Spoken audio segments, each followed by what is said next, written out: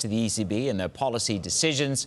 The policymakers, they're said to anticipate holding a pivotal discussion on ending quantitative easing next week in Riga. Sources say that the June 14th Governing Council meeting could conclude with a public announcement on when the European Central Bank intends to cease its net asset purchases. That's the bond buying programme. It's currently set and intended to run until at least the end of September. Let's get to our Western European Central Bank's team leader, Paul Gordon from Frankfurt. Paul, you got the scoop.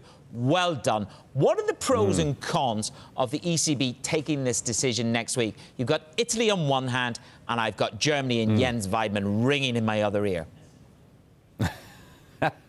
Yes, I mean, that's part of the debate. I mean, what we're hearing from Governing Council members, at least some of them, is that June looks like it could be a good month to do two things. One is finally have the conversation about an exit path from QE. This conversation has not happened. It's been effectively quashed at every Governing Council meeting when it's been brought up so far because the ECB is concerned about rocking markets. But that probably has to happen, almost certainly has to happen now at next week's meeting. And then there are other Governing Council members who say not only that, but we should probably take the decision. We should announce what we're going to do because you have some advantages in June. The inflation numbers have popped up recently. Nobody expects that to be permanent, but at least they're looking moderately healthy. The economy has slowed, yes, but it's still expanding and there's not a great deal of concern. And the ECB will have new economic forecasts at that meeting where they can point to the robustness in the euro area economy if the forecasts show that. Italy is moderately contained so far.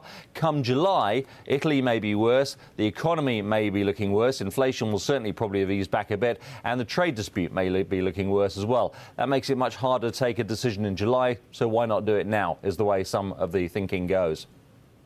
Yeah, indeed, Paul. So, I mean, you can see if you're looking to move steadily, slowly, not surprise the markets, perhaps you see a path that sees them at least discussing it this time around, but then leaving the announcement of any changes to July. And if they're looking for a reason to do that, as you point out, Italy could be the reason for taking things pretty slowly.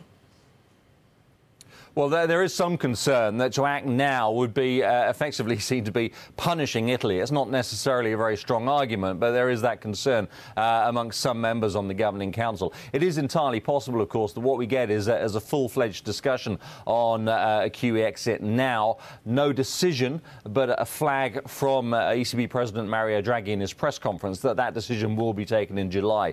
The next meeting after that is in September, just before the programme ends, and very few members are willing to leave it that late.